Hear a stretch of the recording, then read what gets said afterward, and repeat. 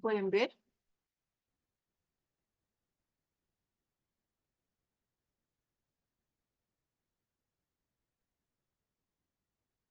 Sí, doctora, se ve.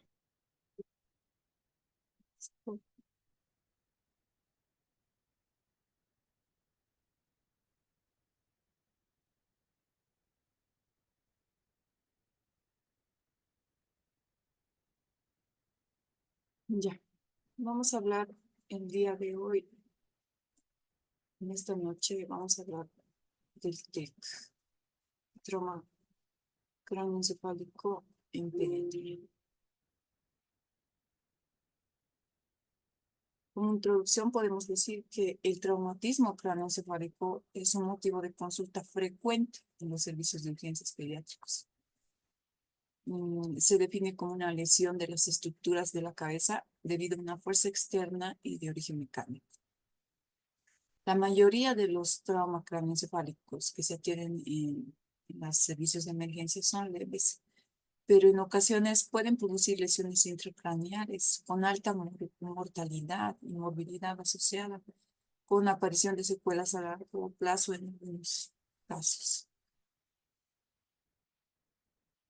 En la etiología hay que tener en cuenta la edad del paciente. Si es un paciente menor de 2 años, generalmente está asociado a las caídas, pero también puede estar secundario a un maltrato infantil. En niños entre 2 y 10 años, de la misma manera, los accidentes de circulación o bicicleta o las caídas. En niños mayores de 10 años, generalmente secundario los deportes, accidentes de circulación y bicicleta. Hay que tener en cuenta esos conceptos importantes, como por ejemplo el trauma craneoencefálico leve, donde no hay alteración del nivel de conciencia. Si hablamos en menores de 2 años, va a estar presente, ¿cómo va a estar ese niño? Alerta, o se despierta la voz o al tacto suave. Y en niños mayores o iguales a 2 años va a tener un Glasgow igual a 15. En la exploración neurológica va a estar normal y no haber evidencia de fractura de cráneo. Esto es lo más frecuente que viene al servicio de emergencias. Conmoción cerebral. Es el estado transitorio de disfunción neuronal tras un traumatismo sin lesión cerebral reconocible y frecuentemente en niños tras un trauma craneoencefálico se manifiesta como una confusión, una disminución transitoria de la respuesta a estímulos. Puede estar presente en unas vómitos, mareos, cefalea y pérdida de conciencia. Lesión traumática clínicamente importante.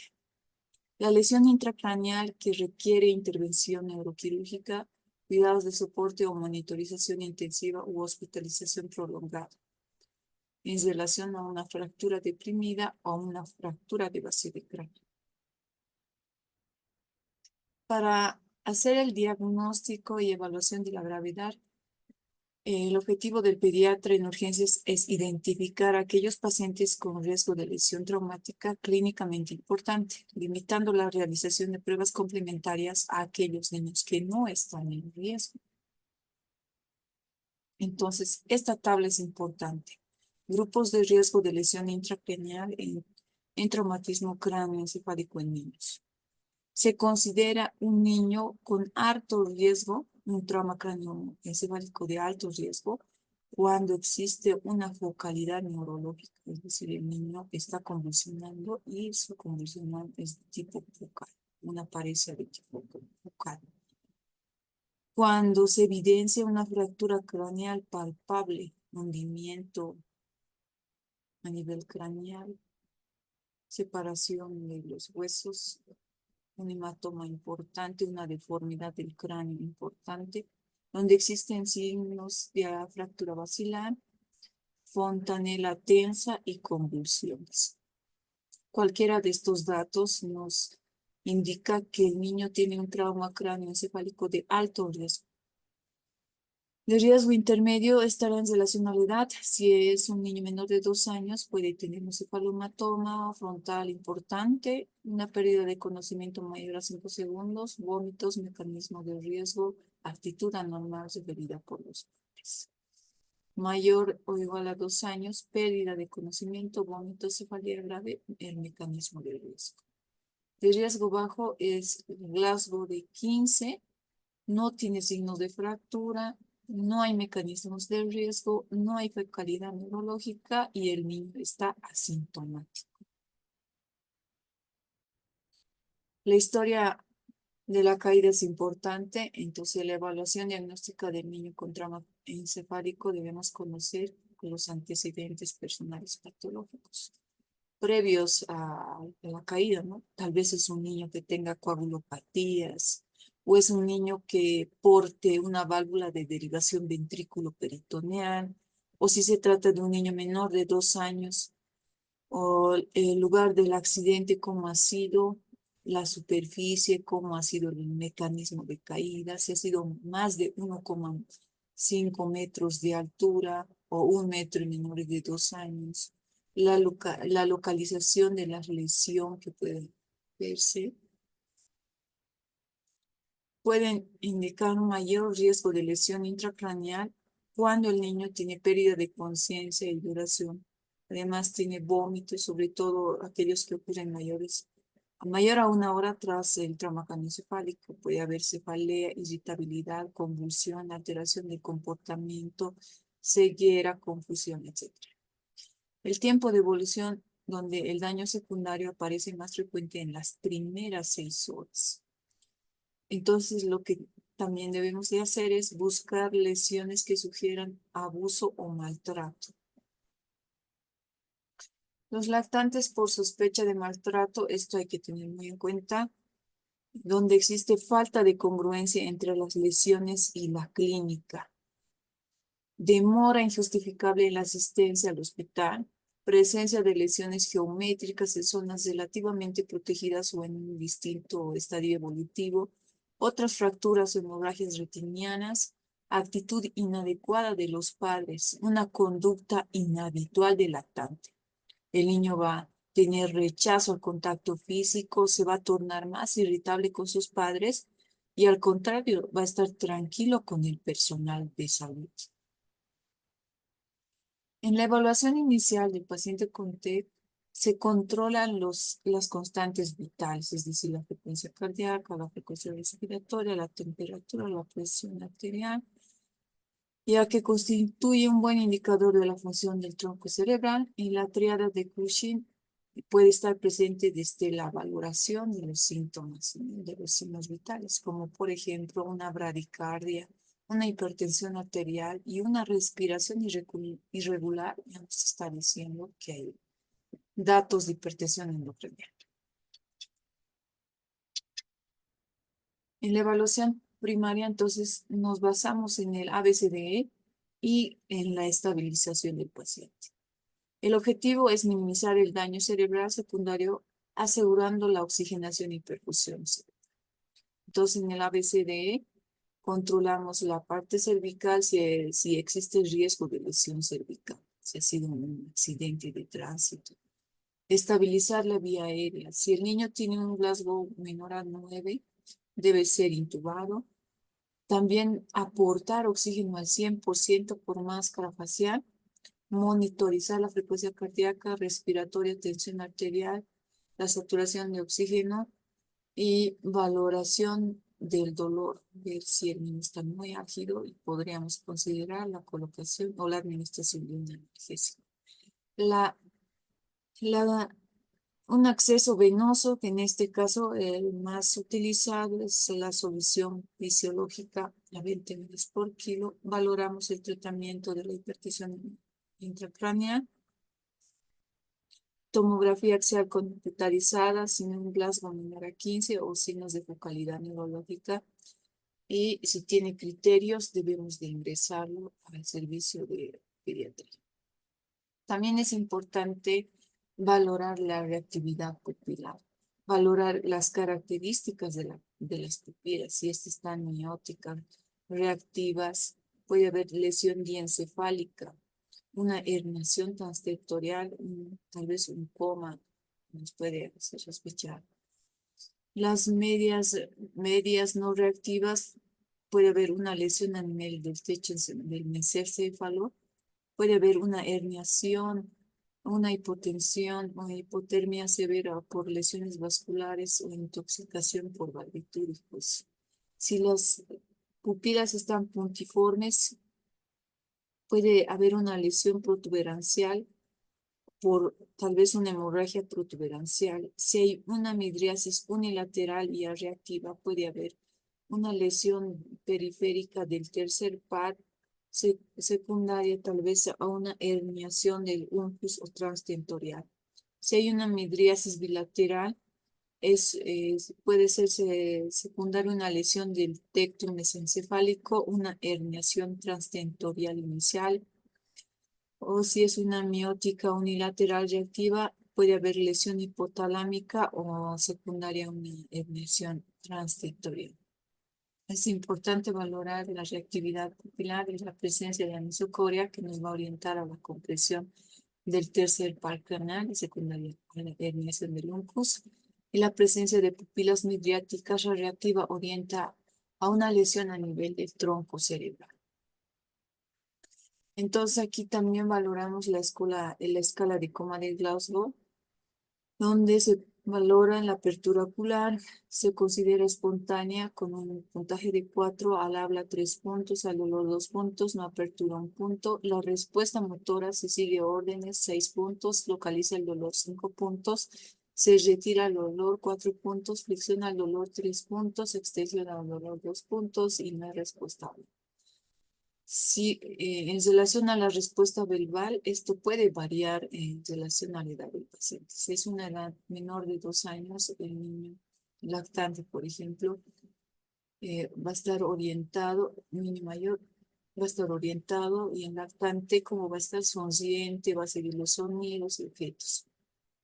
Si es un niño en respuesta, y eso va a tener 5 puntos. Si el niño tiene conversación desorientada o si el lactante se encuentra irritable, consolable, le colocamos 4 puntos. Si el niño emite palabras inapropiadas o si es lactante llora con el dolor, 3 puntos. Si el niño emite sonidos incomprensibles o si es lactante se queja ante el dolor, 2 puntos. Y la ausencia de sonidos y no hay respuesta, 1 punto. En la evaluación secundaria valoramos el estado neurológico completo, incluido los pares craneales y los reflejos osteoteninosos profundos, orientado a descartar la focalidad neurológica. La exploración neurológica debe revaluarse de forma sistemática y los cambios evolutivos pueden indicar la lesión progresiva de la lesión o la progresión de la lesión intracraneal. Especialmente hay que tener en cuenta el Glasgow y otros signos de alteración del nivel de conciencia como irritabilidad, agitación, somnolencia, ausencia del contacto visual en los lactantes, alteraciones del lenguaje como preguntas repetitivas sobre la disiquia. Es frecuente en niños la presencia de conmoción cerebral tras un trauma craneoencefálico. Entonces valoramos también la presencia de los pares craneales.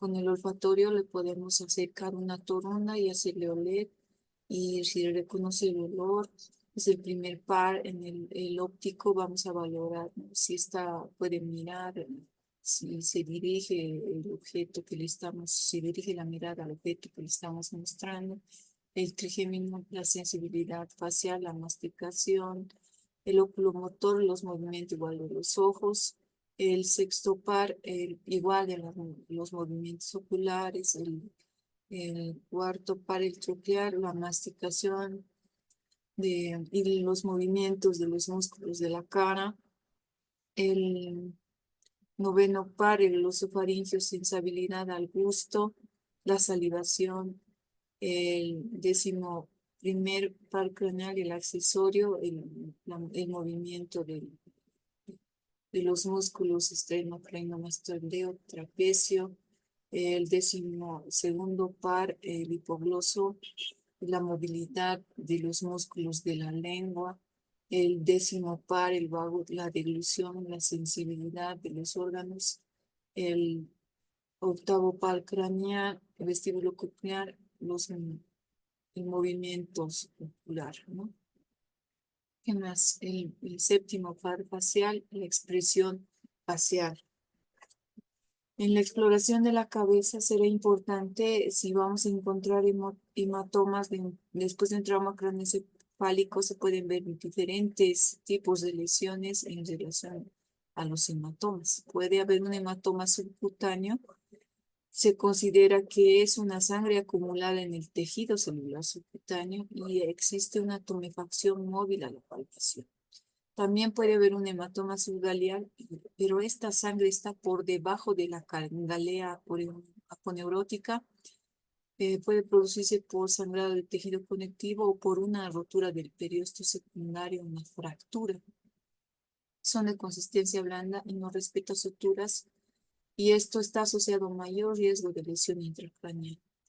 El cefalohematoma o hematoma subperióstico de consistencia dura y respeta las suturas craneales y tiene mayor riesgo igual de lesión intracraneal si son no frontales y menores de 2 años, y sobre todo si hay mecanismo de riesgo, si el tamaño es grande, mayor a 3 centímetros y de consistencia blanda, si existe en cualquier localización en menores de 3 meses. Aquí estamos viendo, por ejemplo, en una toma subgaleal por debajo de la galea aponeurótica. El caput sucedáneo, tal vez que a veces lo vemos desde el nacimiento, o un cefalohematoma, un hematoma subduro. Ya. Ahora, clínicamente podemos encontrar signos de fractura craneal palpando a nivel de la cabeza un escalón óseo o una crepitación. También podemos evaluar que pueda haber una fractura deprimida o puede estar abierta la fractura. La fractura también puede si cruza la arteria meningia media, nos está indicando que es más grave y pueden ser signos indirectos de fractura de la base del cráneo. O los signos de la fractura de base de cráneo está asociado al hemotímpano, que el signo de Batle, que es un hematoma posauricular con ojos de mapache, y también el niño puede presentar discorrea por fosas nasales o por conductos auditivos. Y también nos debe de llamar la atención si palpamos una fontanela anterior. Atención en niños lactantes menores de 1 año. Las lesiones en cuero cabelludo, como en este caso un scalp, pueden provocar pérdidas importantes de sangre, y si la herida es amplia y abierta, se debe explorar con un dedo de guante explorador la existencia de lesiones craneales, de fracturas más que todo que pueden estar. Ahora, ¿cuándo está indicado la tomografía? Cuando son grupos de alto riesgo, es decir, que el niño tiene un Glasgow menor de 9, niño que tenga pérdida de conciencia, tenga la tríada de Cushing, tenga datos clínicos de fractura de base de cráneo, tenga alteración del estado neurológico, convulsiones focalizadas, todo lo que habíamos dicho en el inicio, son de un grupo de alto riesgo. Por esa razón se tiene que hacer TAC de urgencia. Evaluar los factores de riesgo intermedio. Hay que evaluar la evolución durante la observación de los síntomas de riesgo intermedio y presencia de factores predisponentes de sangrados. O si estamos frente a un niño menor de 2 años que no concuerde la clínica con anamnesis y que sea sospechoso de maltrato infantil, sí o sí hay que hacer TAC cráneo. Entonces, la lesión o la imagen más característica de las tomografías que se evidencian en el TAC simple es un hematoma epidural. Aquí podemos ver incluso las medidas del hematoma epidural en una tomografía computarizada. su ventana parenquimatosa podemos describir una lesión hiperdensa biconvexa que corresponde al hematoma epidural e infratentorial que abarca 20 cortes de la tomografía ubicado en la fosa posterior de la región occipital y parietal. Medias de este hematoma son de 10 centímetros de alto, 8 de largo y 2 de ancho.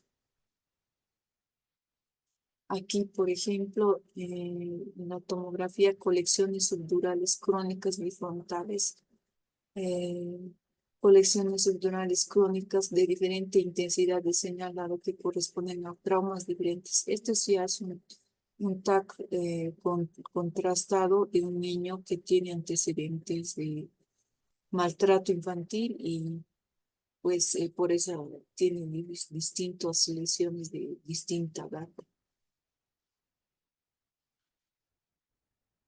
También puede estar presente en el TEC la lesión axonal difusa, donde los cerebros dañados por la lesión la lesión axonal difusa generalmente presentan lesiones típicamente en la materia blanca, como en este caso.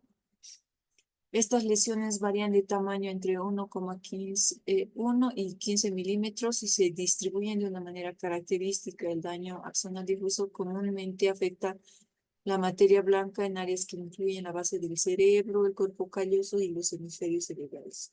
Los lóbulos del cerebro que se lesionan con mayor frecuencia son el lóbulo frontal y el temporal, y otras áreas donde se localizan daños axonales difusos son las en la materia blanca del córtex cerebral y los pedúnculos superiores.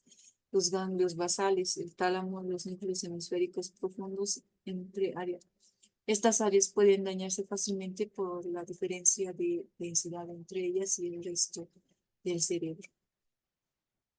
También la contusión cerebral, donde existe pequeñas hemorragias en la superficie de la materia gris, como aquí, pequeñas hemorragias, daño a vasos del parénquima, más común en el lóbulo frontal y en el temporal. El hematoma epidural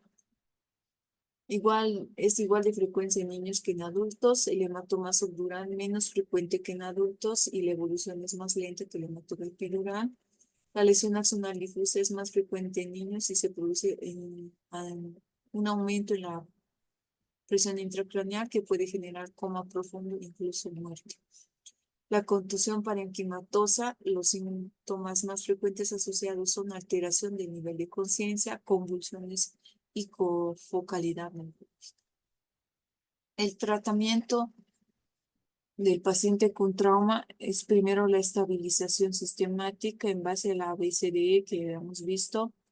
Valoramos la inmovilización cervical si precisa y las indicaciones de intubación serían si el Glasgow está a menos de 9, si existe inestabilidad hemodinámica, si el niño está con distrés respiratorio grave y el dolor no es controlado, si el dolor no puede ser controlado porque el dolor mismo puede inducir aumento de la presión intracraneal. Criterios de hospitalización.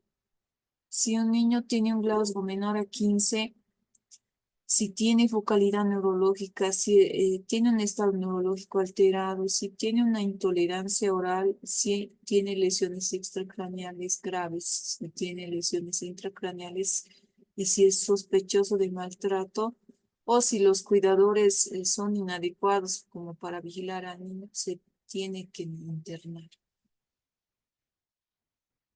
Cuando se debe trasladar inmediatamente a terapia intensiva si el niño tiene Glasgow menor a 13 y tiene además focalidad neurológica. O también si existe presencia de lesión intracraneal, se debe considerar hospitalización y si el hematoma epidural es menor de 1 centímetro. ¿Cuándo se debe retornar a una consulta? Generalmente cuando son leves les mandamos a su casa, ¿no? Les decimos, vas a retornar, sí, entonces estas son las cosas que tenemos que explicarle al papá. Retorna así cuando existe cefalea intensa o el niño está muy irritable, si presenta vómitos repetidos, si ve la salida de líquido o sangre por oído o la nariz, si existe alteración del comportamiento, si existe alteraciones del equilibrio, la visión y el habla, si existe dificultad para ser despertado o para permanecer despierto, o si existen movimientos extraños o pérdida de la fuerza muscular. Entonces, cualquiera de estos datos tienen que hacer retornar al padre al servicio de emergencias. Y eso es todo.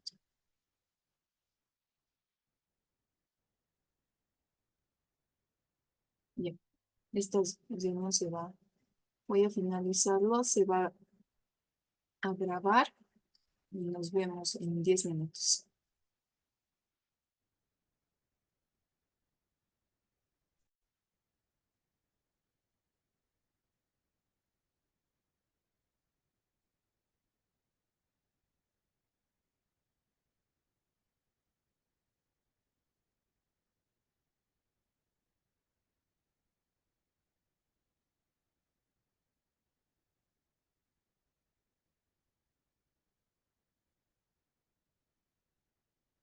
Ahora vamos a hablar del estatus epiléptico.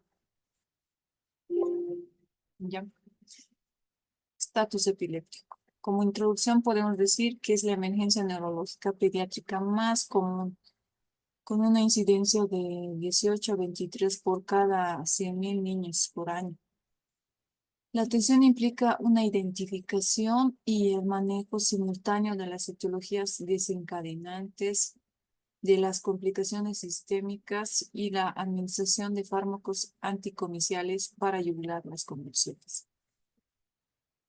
Como definición, la Liga Internacional de la Epilepsia define a una convulsión como la aparición transitoria de signos o síntomas debidos a actividad neuronal excesiva o síncrona anormal en el cerebro.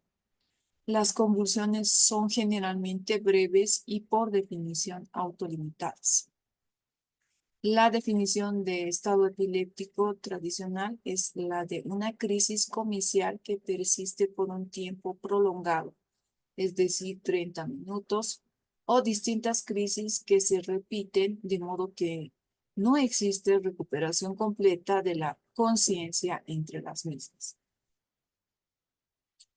Hay etapas del estatus convulsivo. Por ejemplo, un estado epiléptico precoz está dentro del tiempo de entre 5 a 10 minutos. El estado epiléptico establecido entre 10 y 30 minutos, estado epiléptico refractario de 30 a 60 minutos y el estado epiléptico maligno, obviamente que dura más de eso y no puede ser controlado. Entre la epidemiología y la etiología, la incidencia estimada del estatus epiléptico infantil es de entre 17 a 23 episodios por cada 100.000 por año.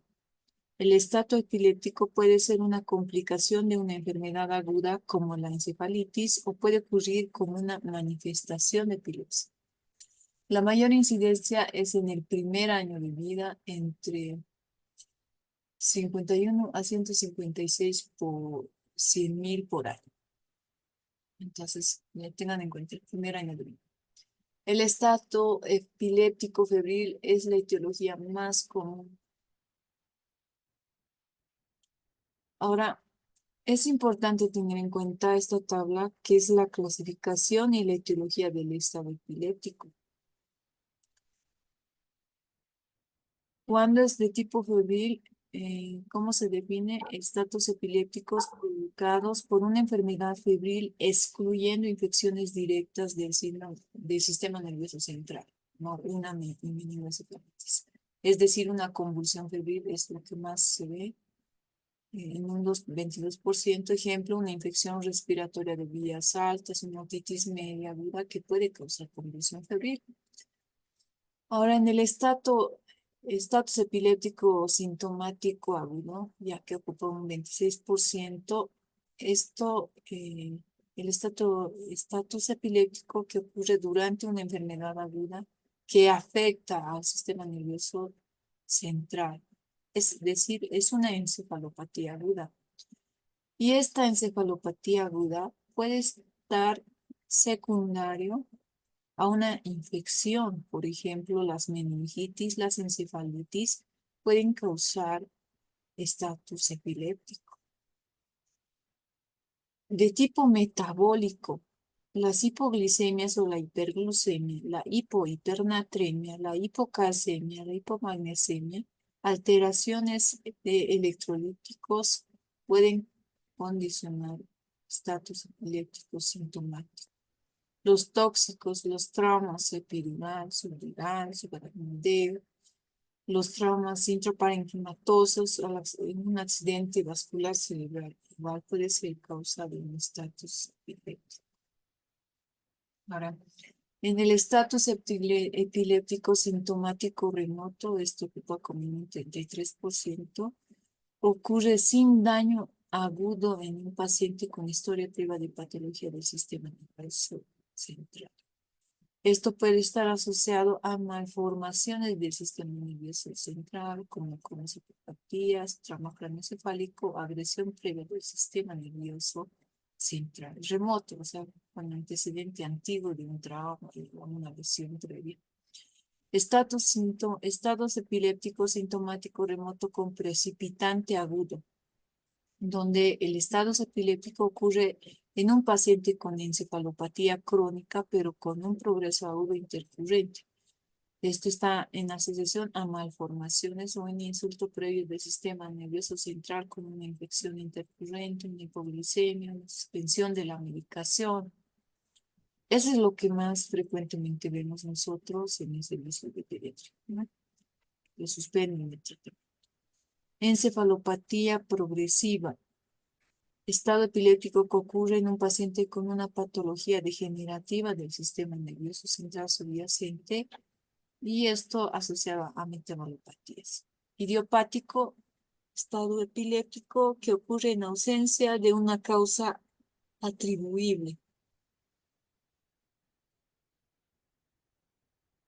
El síndrome de Dravet es una epilepsia mioclónica severa de la infancia donde muestra un riesgo específicamente mayor de desarrollar estatus epiléptico. Es una encefalopatía epiléptica caracterizada por la presencia de crisis predominantemente desencadenadas por fiebre durante el primer año de vida en un lactante con un desarrollo normal, seguidas de una epilepsia con distintos tipos de crisis a partir del segundo.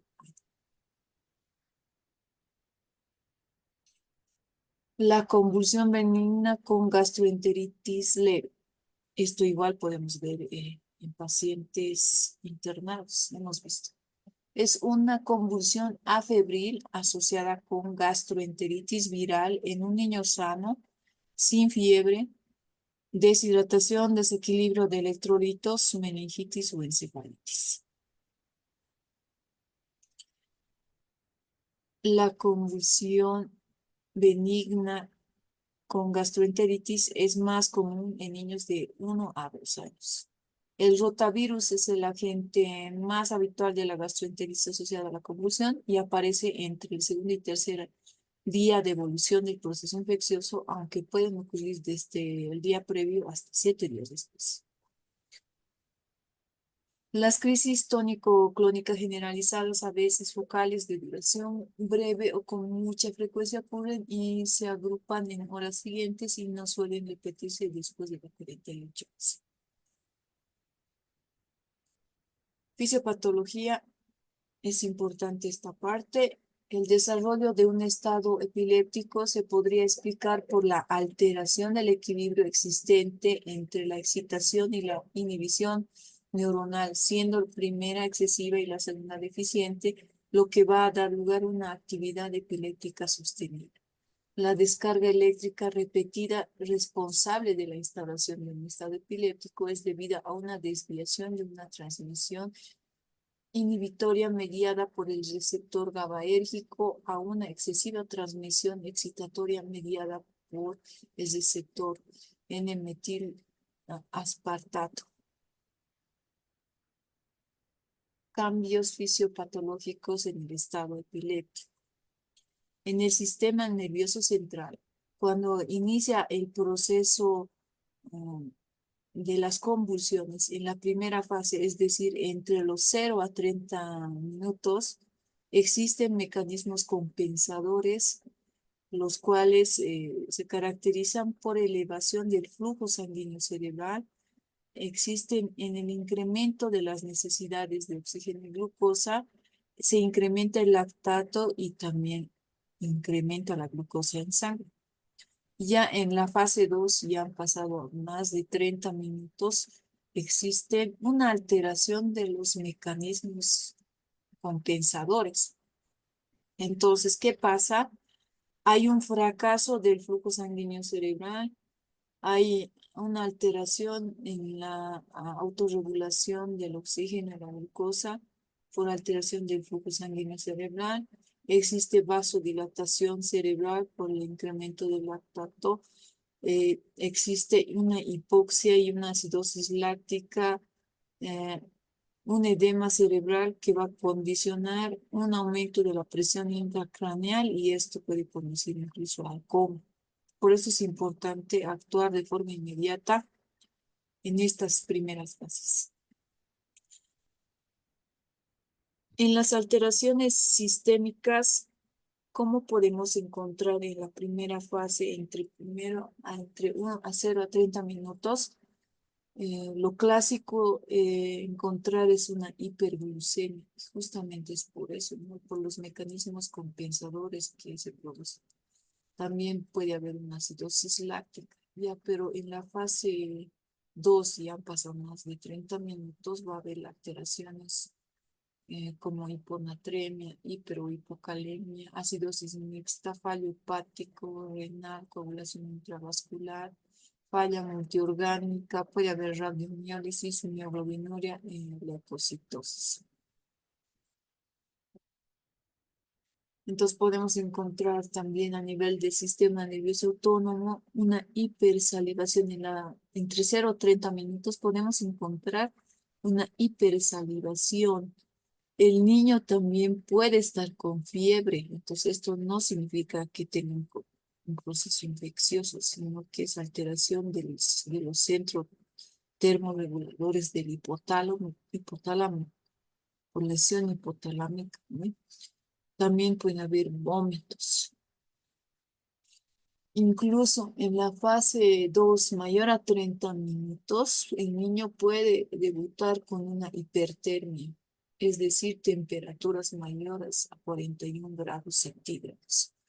A nivel del sistema cardiorrespiratorio, en la primera fase, es decir, de 0 a 30 minutos, se eleva la adrenalina y la noradrenalina. También va a incrementarse el gasto cardíaco, se incrementa además la presión venosa central. Todo esto también va a condicionar una hipertensión arterial, la taquicardia y arritmias. Y en la fase 2 más de 30 minutos que el niño esté ya en condición de seguir, va a haber un edema pulmonar, una hipoxemia, una hipoxia, una hipotensión, un fallo cardíaco. Por eso es importante hacer un diagnóstico y tratamiento de lo más pronto posible. Lo que nosotros debemos hacer es mantener las funciones vitales y, como les decía, lo más pronto finalizar las crisis. El diagnóstico, el tratamiento inicial de las causas potencialmente mortales, por ejemplo, la hipoglicemia, una intoxicación, una meningitis, lesiones cerebrales ocupantes del espacio.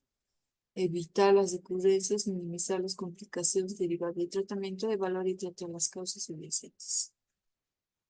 Entonces, en las medidas generales, lo que vamos a hacer es primero la vía aérea. Y esto lo hacemos en los 5 primeros minutos en que estamos valorando al paciente, ¿no? Valoramos la vía aérea. Es importante mantener una vía aérea permeable en todas las etapas del tratamiento. Tengamos en cuenta que el niño que está convulsionando puede tener excesivas salivaciones, incluso puede morderse la lengua. La misma convulsión puede manifestarse con la mordida de los labios, todo eso. Entonces es importante aspirar las secreciones, colocar una cánula de Guedel, si se cuenta, y la lateralización de la cabeza para evitar una brusca aspiración, es decir, posición de seguridad, que se trata un decúbito lateral, ¿no? Se puede colocar una sonda nasogástrica o una intubación endotraqueal si el paciente que ya tiene una depresión respiratoria. En la parte respiratoria, considerar que paciente con estatus epiléptico, perdón, está en estado de hipoxemia. Y la hipoxemia puede ser el resultado de enfermedades respiratorias, depresión, apnea, aspiración, obstrucción de la vía aérea, edema pulmonar. Entonces, nosotros tenemos que facilitar la respiración y controlar la saturación de oxígeno monitorizando este parámetro continuamente. Administrar oxígeno suplementario, ya sea con gafas o mascarilla, alta concentración para mejorar la hipoxia cerebral, es decir, oxígeno por máscara facial, más de 5 litros por minuto con oxígeno al 100%. También se puede utilizar CPAP eh, y ventilación invasiva, es decir, con bolsa autoinflable, precedida de intubación endotraqueal para proteger la vía aérea y asegurar una ventilación, oxigenación adecuada. En casos más graves, ¿no? En la circulación será importante monitorizar de forma continua, controlando la frecuencia cardíaca, la presión arterial cuando está el paciente en un estado epiléptico. Aseguramos un buen acceso venoso. Lo preferible es asegurar 2 vías venosas, entonces canalizar una vía venosa periférica y colocar la solución fisiológica que conocemos. Tenemos que obtener analíticas como sería una gasometría, una glicemia, el hemograma, coagulación, función renal, hepática. Después, si tenía antecedente de que tenía tratamiento con antiepilépticos, igual se puede hacer eh, un test para valorar eso, ¿no? O en la sospecha, si había sospecha de tóxicos, cultivos, sospechar un proceso infeccioso, el PCR también será importante.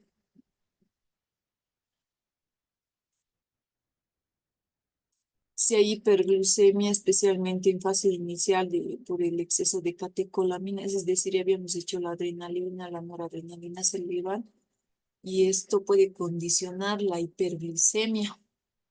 Entonces, lo que se puede hacer es administrar suero salino fisiológico, como ya habíamos aprendido, a una carga de 20 ml por kilo.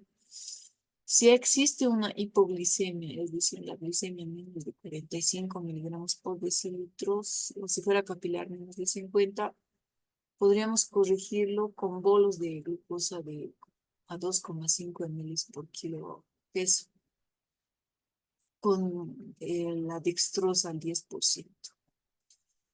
También se puede instalar una zona nasogástrica para prevenir una neumonía aspirativa, un rápido examen neurológico para valorar la clasificación del estado epiléptico y se debe realizar una exploración neurológica completa con atención especial en las pupilas, escuela de coma de Glasgow, alteraciones focales, posturas anormales, signos menores y frontanea. En la exposición será importante comprobar la existencia o no de exantemas, hematomas, signos de sepsis o traumatismo. Como por ejemplo, la varicela puede causar, o el herpes puede causar una encefalitis. Entonces tenemos que buscar ese tipo de lesiones, ¿no? A nivel cutáneo o en la cavidad oral. O datos de sepsis, como por ejemplo alteración hemodinámica, mal relleno capilar, hipotensión, piel reticulada o moteada, eso es lo que vamos a encontrar, y alteraciones en la coagulación, equimosis, sangrados, antecedentes de un proceso infeccioso anterior, traumatismos también. Obtener una historia clínica que permita determinar antecedentes si pueden existir factores precipitantes, descripción del inicio de la crisis, características, evolución, duración, traumas recientes, considerar maltrato y posibles intoxicaciones. Pruebas complementarias, lo que habíamos mencionado hace un momento, niveles de anticomerciales. Esto se hace en pacientes ya que tenían previamente tratamiento ya instaurado, ¿no? Se puede medir el nivel del antiepiléptico, como por ejemplo el fenobarbital o el ácido valproico. Si están en niveles muy bajos, significa que el paciente no estaba cumpliendo el esquema antiepiléptico, ¿no? La glicemia, el hemograma, las test de función hepática, renal, la gasometría y el amón. ¿Cuándo consideramos realizar TAC? Cuando las convulsiones o el estado epiléptico son de tipo focal o si tiene un antecedente de traumatismo previo o también antecedentes de enfermedades neoplásicas de base, si usted sospecha de infección o una hemorragia lactantes. Ahora, ¿cuándo consideramos resonancia magnética? En caso de que el estado epiléptico sea refractario y de mala evolución y, y en el seguimiento posterior del paciente. La resonancia magnética es superior a la TAC para el diagnóstico de algunas causas de estatus epiléptico, especialmente en caso de encefalitis. También es mucho más sensible para la detección de lesiones epileptógenas sutiles como malformaciones del desarrollo cortical, esclerosis mesial o tumores neurogliales. El electroencefalograma. Con respecto a un electroencefalograma convencional solicitado desde servicios de urgencia, es decir, en pacientes sanos que retornan a su situación basal, no está indicado la realización de un electroencefalograma urgente y de forma rutinaria, aunque la realización de un electroencefalograma precoz coordinado con un neuropediatra puede ser una herramienta útil del diagnóstico de epilepsia y su tratamiento. Bueno, en realidad nosotros no contamos, ¿no? Incluso con este estudio. ¿Y a quién más le serviría? Incluso es a un neuropediatra. En las medidas farmacológicas, las benzodiazepinas van a ser los medicamentos de primera elección para su administración por su fácil administración y rapidez de acción. Se debe disponer de un acceso venoso. Entonces es importante, ¿no? Cumplir el ABCDE. Y por esa vía se puede administrar el diazepam a una dosis de 0,2 miligramos por kilogramo dosis, máximo 5 miligramos en menores de 5 años y 10 miligramos en mayores de 5 años. Por su vida media más larga, si no se dispone de vía IV, también se puede administrar el midazolam intramuscular, también intranasal o bucal, a una dosis de 0,2 miligramos por kilogramo dosis, máximo 10 miligramos kilogramo dosis. Puede ser la alternativa y aunque está en desuso, también se puede utilizar el diazepam rectal a 0,5 miligramos por kilogramo dosis. La verdad, nosotros usamos esta vía, ¿no? La verdad usamos esta vía porque el niño que está en estado epiléptico, difícilmente la licenciada logra canalizar de forma inmediata. Entonces, la vía más accesible es la vía rectal. Entonces, esa es la que más utilizamos en la práctica clínica, una dosis de 0,5 miligramos. Y una vez que ya ha logrado canalizar una vía periférica, podemos optar, y además si el niño sigue convulsionando, podemos optar la administración del diazepam por vía IV. Y ya medicaciones de segunda línea, vemos si el niño no ha respondido a los antiepilépticos de primera línea, entonces tendríamos que considerar la utilización de la fenitoína. Y esto en relación a que si no ha cedido otras 2 dosis de benzodiazepinas. Pese a haber cedido, ha sido prolongado. Es mayor riesgo de recurrencia, efecto máximo a los 15 minutos. Dosis inicial de las benzodiazepinas o la fenitoína es de 20 miligramos por kilogramo y B, dosis máxima 1500 miligramos por día. Esto hay que tener en cuenta, la fenitoína se debe diluir en suero salino fisiológico porque si se diluye en otro tipo de soluciones como la dextrosa, se puede precipitar y se pueden formar microcristales y de esta manera el tratamiento no va a ser efectivo. Ojo con ese aspecto. También se puede utilizar el ácido valproico, además de estar indicado en estatus epilépticos refractarios a benzodiazepinas. También puede ser efectivo en niños con estatus refractario fenitoína. O sea, este es el tercer escalón. Tendremos que, si es que no me sirve la fenitoína, en este caso sí me servirá el ácido valproico. La dosis es la misma, es decir, a 20 miligramos por kilogramo y B, pasar en 5 a 10 minutos, máximo 1000 miligramos. Y se considera de primera elección en epilepsia generalizada primaria. Y a la dosis de mantenimiento de 2 miligramos por kilogramo.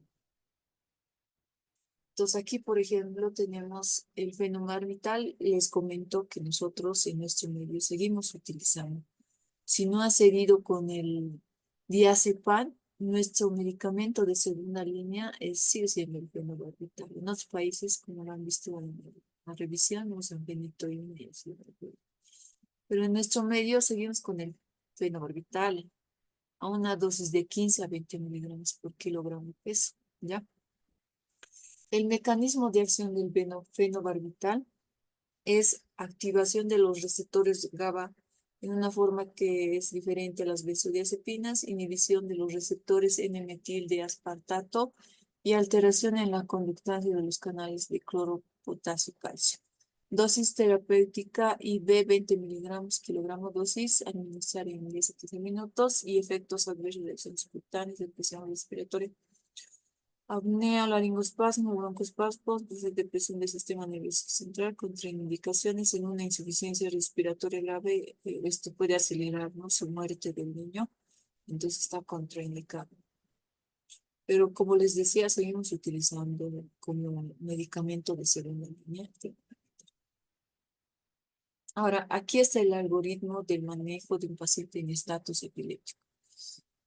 En los primeros minutos o en el primer minuto que lo vas a ver, el niño que está en estado epiléptico, lo más importante será abrir la vía aérea y aspirar las secreciones y colocar oxigenoterapia. Habíamos dicho el alto flujo, oxígeno por máscara facial, tal vez hasta 10 litros por minuto, a 100%, ¿no ve? Y considerando la saturación de oxígeno muy bien, o sea, tiene que ser más de 6 litros por minuto. Tenemos que monitorizar la frecuencia cardíaca, respiratoria, la saturación de oxígeno. Se puede hacer, si tienes un glucómetro en tu emergencia, puedes controlar la glicemia capilar y considerar si está en hiper o hipoglicemia. Eh, Intentar un acceso venoso es lo más fiable para colocar incluso un antiepiléptico, en este caso el diazepam. Controlar la temperatura, si está con una temperatura mayor a 38 grados centígrados, puede administrar antitérmicos, como por ejemplo el diazepam o el metamizol, ¿no? Si la glucemia está menor de 60, se puede hacer una corrección. Ya les había dicho, de 2 a 12 ml por kilogramo peso de dextrosa 10%. Analizamos laboratorios, hemograma, recuento de plaquetas, electrolitos tóxicos y hacemos una historia clínica completa para valorar la causa de su estado epiléptico. Entonces, miren, en los primeros 5 minutos se considera un estatus epiléptico precoz. Si no contamos con una vía venosa periférica, entonces podemos administrar midazolam IM a 0,15 miligramos, midazolam bucal o intranasal a 0,3 miligramos. O también diazepam rectal. Esto es lo que les decía a nosotros, lo que más hacemos, porque en el los primeros minutos no es tan fácil canalizar ya. Entonces optamos por el diazepam rectal. Ahora, si ya tenemos una vía periférica, optamos por la vía periférica con diazepam a 0,3 miligramos. También podemos utilizar diazepam o midazolam a una dosis de 0,15, como les decía. Ya han pasado 10 minutos, ya le hemos puesto segunda dosis de benzodiazepinas. Si no se ha obtenido una vía IB, entonces podríamos considerar el ácido valproico, la fenitoína, por lo que habíamos visto, ¿no? Pero como les decía, en nuestro medio, nuestro fármaco de segunda línea es el fenogreek, ¿ya? Y el fármaco de segunda línea, según los estudios, se le va a tiracetam. En nuestro medio todavía estos medicamentos no están utilizando. Los neurólogos que están, digamos, recién de subespecialidad están empezando a utilizar el levetiracetam. Lo más utilizado es el ácido valproico y la fenitoína. Incluso nos ha tocado a nosotros manejar este tipo de pacientes, ¿no? Con un estatus epiléptico refractario a tratamiento o de difícil control con fenitoína y fenobarbital. Y eso es todo.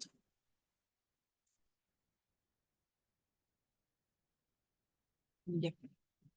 Entonces voy a finalizar esta sesión, se va a grabar y nos vemos en 10 minutos.